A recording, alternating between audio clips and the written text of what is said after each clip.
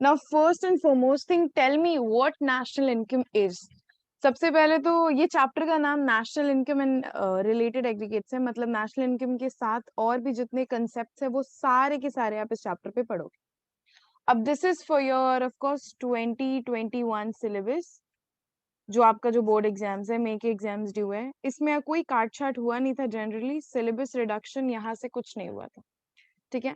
और जो भी है थोड़ा बहुत वो इनकॉर्पोरेटेड इस वीडियो में। नाउ नेशनल इनकम का मतलब है क्या? नेशन का टोटल इनकम, एग्जैक्टली लेकिन एक पर्टिकुलर पीरियड ऑफ टाइम पे। तो अगर मैं नेशनल इनकम को एग्जैक्टली डिफाइन करूं तो वी कैन से कि total value, okay, total value किसी भी कंट्री का, किसी भी नेशन का, किसी भी कंट्री का, ठीक है। टोटल वैल्यू किसी भी नेशन, किसी भी कंट्री का, किस चीज का? फाइनल आउटपुट का। I will explain, don't worry. Final output का, ठीक है। फाइनल आउटपुट भी किसका?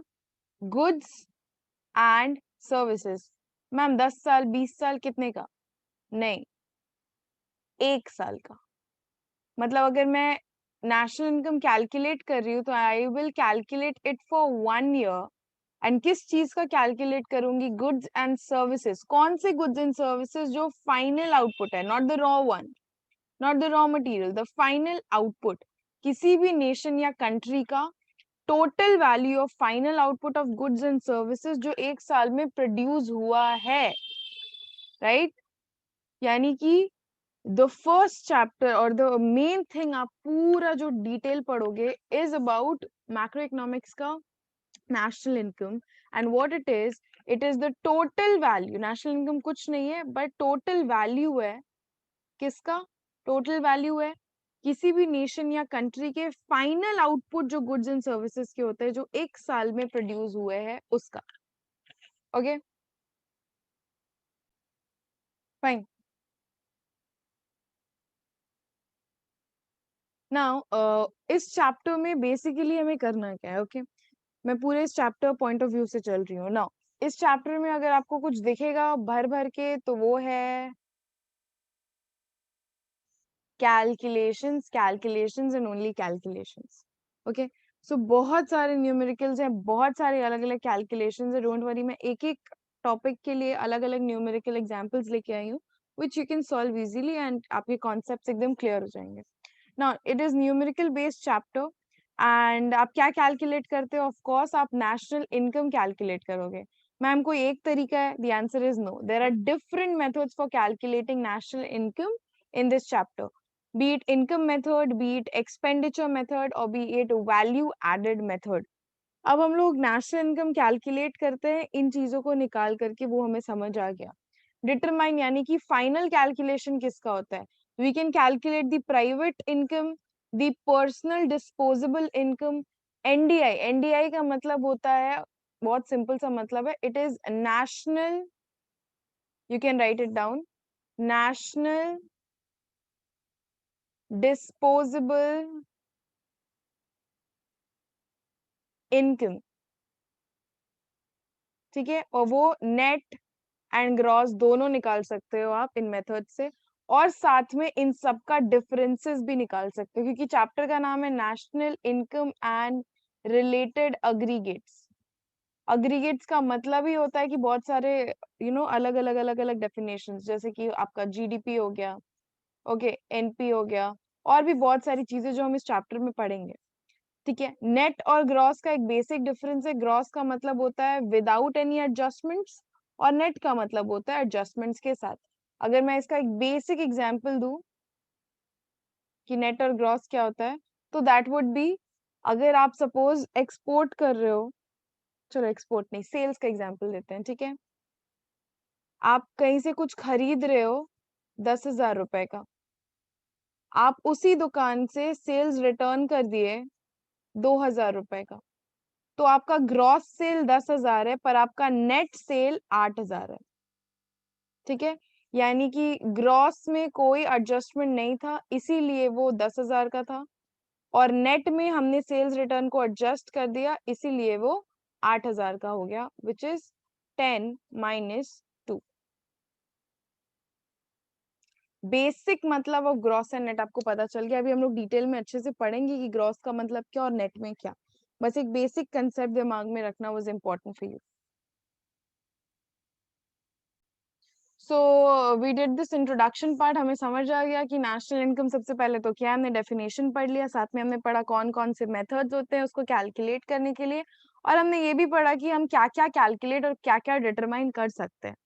अब जो ये वर्ड है ग्रॉस नेट या नेट ग्रॉस, इसका भी एक बेसिक सा मतलब मैंने एक्सप्लेन किया। अब ग्रॉस और नेट एक्चुअली क्या होता है और इस चैप्टर की कंसिडरेशन, इस चैप्टर की बेसिस पे क्या है वो देखेंगे। फाइन। नाउ सबसे पहला, ग्रॉस का मतलब क्या है? As per national income chapter, gross का मतलब क्या है?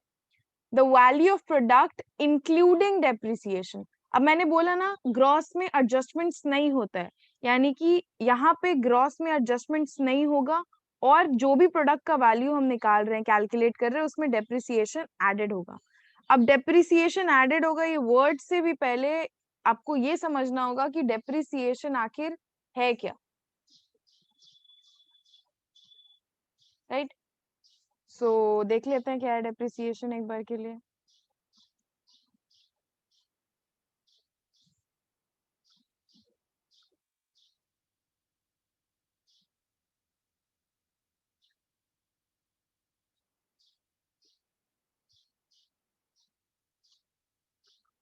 Depreciation is nothing but the wear and tear value of a product.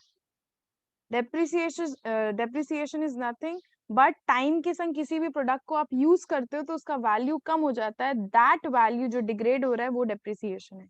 For example, आप एक मोबाइल फोन लेकर के आए आज के दिन पे, ठीक है, वर्थ ₹20,000। आप एक मोबाइल फोन लेकर के आए आज के दिन पे वर्थ ₹20,000।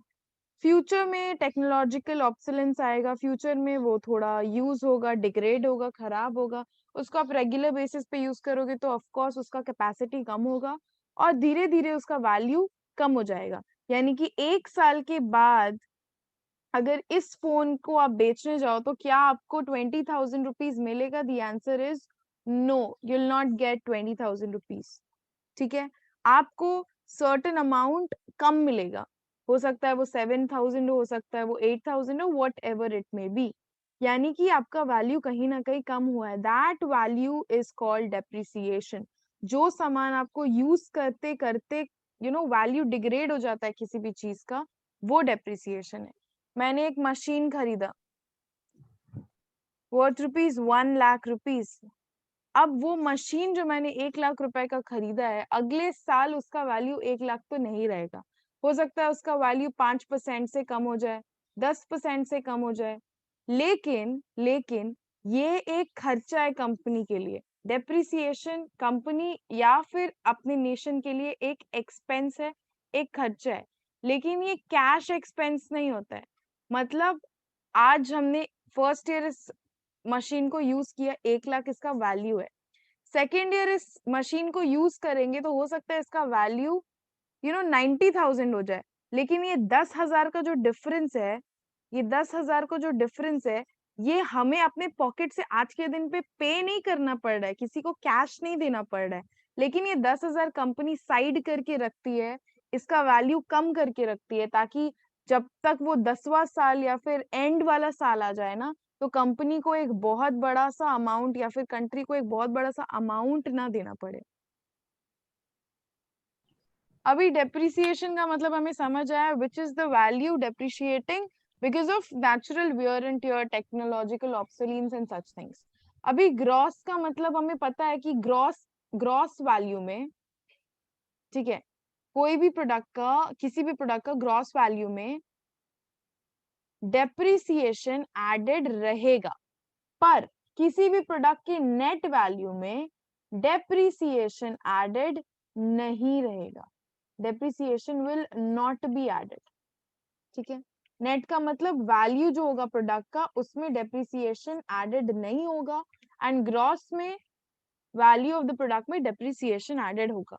इस पूरे लाइन में एक ही हीरो था, डेप्रिसिएशन, जिसका मतलब हमने समझ लिया। दूसरा, difference between these two terms is depreciation. We know, अगर हम ग्रॉस में से नेट को निकालेंगे, ग्रॉस में से नेट का मतलब अगर मैं नेट का वैल्यू निकाल रही हूँ या मैं ग्रॉस और नेट का वैल्यू निकाल रही हूँ, दोनों में एक ही चीज का फर्क होगा, वो है डेप्रिसिएशन. अगर एक वैल्यू ऑफ प्रोडक्ट है जिसका रेट है 50,000 रुपए, जिसका वैल्यू 50,000 रुपीज है, और उसका डेप्रिशिएटिंग वैल्यू 10,000 रुपए है, तो अगर मैं बोलूंगी कि इस प्रोडक्ट का ग्रॉस रेट क्या है, तो मैं बोलूंगी कि 50,000, और नेट रेट क्या है, तो मैं बोलूंगी 40,000. यानी इन दोनों में जो डिफरेंस है क्या वो क्या डेप्रिसिएशन ही है? होगा. Where depreciation is the expected decrease in the value of fixed capital assets due to general use. Depreciation का मतलब मैंने ऑलरेडी समझा दिया है क्या, कि किसी भी फिक्स्ड कैपिटल एसेट या फिर किसी भी ऐसे गुड्स का, जैसे मशीन का मैंने एग्जांपल दिया, उसका एक्सपेक्टेड डिक्रीज. और ये एक्सपेक्टेड डिक्रीज कौन निकाल करके रखता है? पहले से ही लोग इसको निकाल के रखते हैं. जैसे 5% का डिक्रीज होगा या 10% का डिक्रीज होगा, depending upon the market circumstances उसको कैलकुलेट किया जाता है कि उसको हम जनरली यूज करेंगे तो उसका वैल्यू किस तरीके से गिरेगा. Right. Okay, next, fourth, it is the result of production process. कोई भी चीज जो डेप्रिशिएट हो रही है वो ऑफ कोर्स ब्रांड न्यू हमारे फैक्ट्री में या फिर कहीं पे रखी नहीं होगी, वो रेगुलर यूज में होगी. And when we are talking about fixed capital assets, we are talking about machineries, we are talking about capital. तो वो ऑफ कोर्स कैपिटल है, तो प्रोड्यूस कुछ ना कुछ तो कर रहा होगा. एक बड़ा सा मशीन अमूल की फैक्ट्री में जो रेगुलर बेसिस पे दूध को काट के ऐसे बटर निकाल रहा है या फिर पैकेजिंग कर रहा है, तो वो रेगुलर बेसिस पे यूज में है, तो वो प्रोडक्शन प्रोसेस में अपना काम कर रहा है, तभी उसका वैल्यू, क्योंकि वो जनरल यूज है उसका, तभी उसका वैल्यू ऐसे डिग्रेड हो रहा है. राइट. अभी इसका अगर एक सिंपल फॉर्मूला डिराइव करके हम निकालेंगे तो वो ये होगा, ग्रॉस का फॉर्मूला होगा नेट प्लस डेप्रिसिएशन, और नेट का फॉर्मूला होगा ग्रॉस माइनस डेप्रिसिएशन. इसी को हमारे इस एग्जाम्पल से, ये एग्जाम्पल से कैलकुलेट करके देखो, जहां मैंने बताया कि gross value of a machine is 50,000 rupees, depreciation is calculated to be 10,000 per year, and the net value calculate करना है आपको. तो आप इसी फॉर्मूला को ऐसे डिराइव करो, आपका सेम आंसर आएगा. ग्रॉस के लिए क्या करेंगे ma'am? Net plus depreciation. Ma'am हमें नेट पता ही नहीं है, ठीक है, नेट निकालते हैं. चलो, नेट वैल्यू होगा 50 माइनस 10 विच इज 40. राइट. यही है ना नेट का ग्रॉस माइनस डेप्रिसिएशन, वही किया हमने, हाँ ग्रॉस हाँ माइनस डेप्रिसिएशन. और इसके बाद अगर चाहो तो तुम ग्रॉस भी निकाल सकते हो. ग्रॉस कैसे निकालेंगे? नेट प्लस तो मैंने डेप्रिसिएशन, किया है plus net depreciation. Plus depreciation. तो घुमा फिरा के कहीं से भी पकड़ो कान, यही निकल के आएगा फॉर्मूला. तो फॉर्मूलाज याद नहीं रखने आपको, क्योंकि आपको नहीं पता कि कौन सा चीज कब दे देगा. आपको कंसेप्ट क्लियर रखना है. अगर आपको पता है कि एक्चुअली ग्रॉस का मतलब क्या है, अगर आपको पता है एक्चुअली नेट का मतलब क्या है, आपको पता है डेप्रिसिएशन क्या होता है, कैसे निकलता है, ठीक है, डेप्रिसिएशन आपको निकालना नहीं होगा, वो आपको दे ही देगा, तो आप इजीली कहीं से भी कान पकड़ो, you can calculate things very easily. अभी इसके बेसिस पे एक दो सम्स है, वो आगे हम लोग थोड़ा सा पढ़ेंगे. अभी डेप्रिसिएशन के कुछ और नाम भी है, उसको याद कर लो, कि अगर डेप्रिसिएशन नहीं कुछ और दिख गया तो कंफ्यूज नहीं होना है. क्या क्या? सबसे पहला, consumption of fixed capital, capital consumption allowance, current replacement cost. तो ये सारे कुछ नाम है जो डेप्रिसिएशन को जस्टिफाई करते हैं और करते भी हैं. देखो, डेप्रिसिएशन का मतलब है कि किसी भी फिक्स्ड कैपिटल एसेट का वैल्यू कम होना विद धीरे धीरे टाइम के संग यूज करते हुए, ठीक है. तो फिक्स्ड कैपिटल का कंजम्पशन या कैपिटल कंजम्पशन अलाउंस या करंट रिप्लेसमेंट कॉस्ट, क्योंकि एक दिन पे, मतलब एक ऐसा भी टाइम आएगा जब वो फिक्स्ड कैपिटल का वैल्यू जो कहीं 1 लाख था किसी टाइम पे, वो जीरो हो जाएगा. यानी रिप्लेसमेंट कॉस्ट उसका कहीं ना कहीं से हम डेप्रिसिएशन से निकाल रहे हैं, हर साल थोड़ा थोड़ा पैसा साइड करके. तो करंट रिप्लेसमेंट कॉस्ट भी उसका नाम एकदम परफेक्ट है. तो ये कोई भी नाम दे सकता है तुमको, तो तुमको प्रिपेयर्ड रहना है कि क्या है मेरा, ये क्या पूछ रहा है मेरे से, डेप्रिसिएशन है या फिर क्या है. राइट.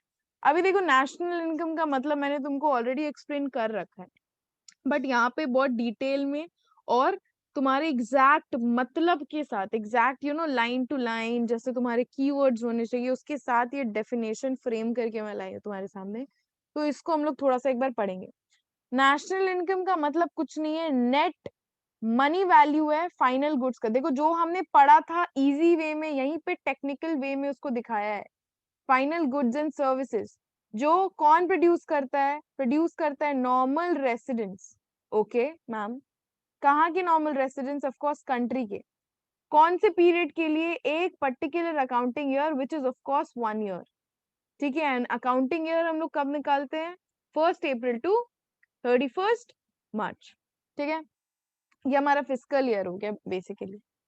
उसके बाद डोमेस्टिक इनकम का मतलब क्या है? मैम नेशनल इनकम का मतलब हमें समझ आ गया, आपने एक्सप्लेन भी किया था, हमने देखा भी कि गुड्स एंड सर्विसेज जो प्रोड्यूस होता है उसको हम बोलते हैं नेशनल इनकम। उसका नेट वैल्यू को बोलते हैं, जो हमने यहाँ पे अभी थोड़ी देर पहले पढ़ा था, ये वाला, राइट, दिस येलो वन। अब डोमेस्टिक इनकम भी कुछ है। डोमेस्टिक इनकम क्या है? Total factor income. अब देखो फैक्टर इनकम थोड़ा सा ट्रिकी हो सकता है आपको जान के, फैक्टर इनकम पर कुछ भी नहीं है, आई विल एक्सप्लेन यू अभी।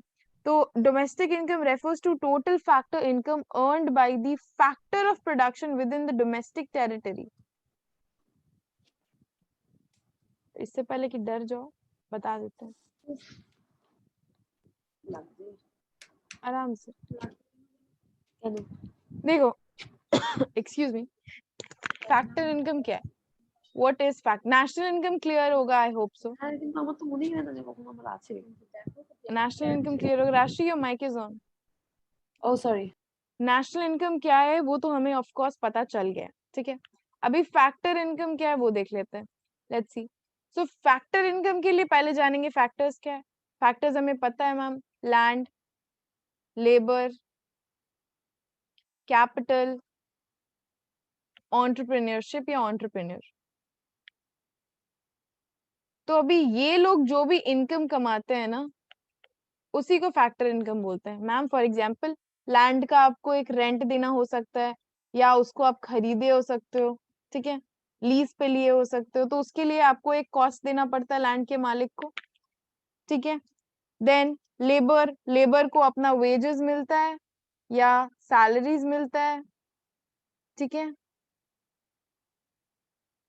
कैपिटल की, कैपिटल भी या तो आप परचेज करते हो एसेट को, या रेंट पे लेते हो, चाहे वो एक बिल्डिंग हो सकता है, चाहे वो एक मशीन हो सकता है।